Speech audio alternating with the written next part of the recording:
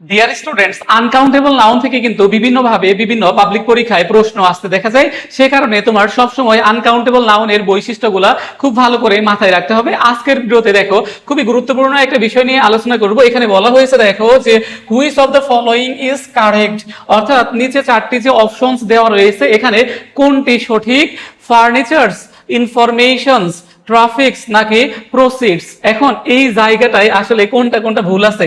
এখন দেখো ফার্নিচার তোমরা জানো যে uncountable noun, information uncountable noun, traffic হচ্ছে কি আনকাউন্টেবল নাউন। তাহলে তোমরা যে বিষয়টা জানো যে আনকাউন্টেবল, দেখো আনকাউন্টেবল নাউন কি হয়, দেখো যে সর্বদা আনকাউন্টেবল নাউন সর্বদা কি হয়, সিঙ্গুলার হয়। সিঙ্গুলার হয় এটা তোমরা সকলেই জানো, আমি তোমাদেরকে পড়িয়েছি যে আনকাউন্টেবল নাউন সর্বদা কি হয়, সিঙ্গুলার হয়। তাহলে এর সাথে কি হয় না, আনকাউন্টেবল এর সাথে দেখো এর সাথে কি হয় না, এস বা ইএস যুক্ত হয় না।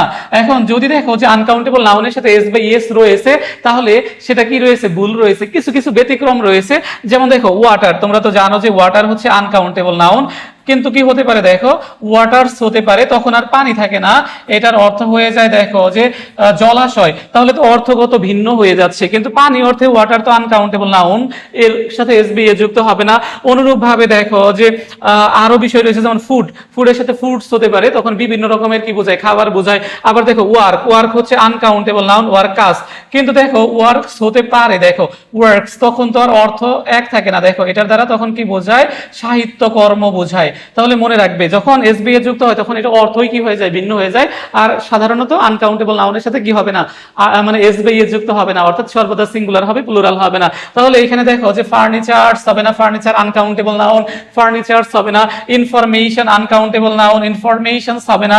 ট্রাফিক আনকাউন্টেবল নাউন, এর সাথে এসবি এ যুক্ত হবে না। তোমাদেরকে একটা লিস্ট দিয়েছি কোনগুলো আনকাউন্টেবল নাউন, যেমন machinery uncountable noun, traffic uncountable noun, দেখো তা ইনফরমেশন আনকাউন্টেবল নাউন, এরকম একটা তোমাদের নোট দিয়েছে একটা ক্লাসে, ওইটা একটু দেখে আসো, তাহলে তোমার এই বিষয়টা সহজ হবে। এখন দেখো তাহলে এই তিনটা তো হবে না, আনকাউন্টেবল নাউন, এগুলো প্লুরাল হয় না। তাহলে এখানে আমাদের উত্তর হবে দেখো যে প্রসিডস। দেখো এই প্রসিড এটা ভার্ব হিসেবে বসতে পারে, নাউন হিসেবে বসতে পারে। যখন এটা হচ্ছে ভার্ব হিসেবে বসে তখন তো সামনের দিকে অগ্রসর হওয়া বোঝায়, আর নাউন হিসেবে বসলে দেখো যে উপার্জিত লাভ বা লভ্যাংশ বা উপার্জিত অর্থ বোঝায়। এটা সাধারণত কি হিসেবে বসে, দেখো প্লুরাল হিসেবে বসে। এটা দেখো যে সাধারণত কি হিসেবে বসে, প্লুরাল হিসেবে দেখো হিসেবে বসে। তাহলে এই ক্ষেত্রে দেখো যে প্রসিডস তো আর ভুল নেই, এটাই আমাদের কি হবে, কারেক্ট অ্যান্সার হবে। আশা করি তোমরা সকলেই বুঝতে পেরেছো।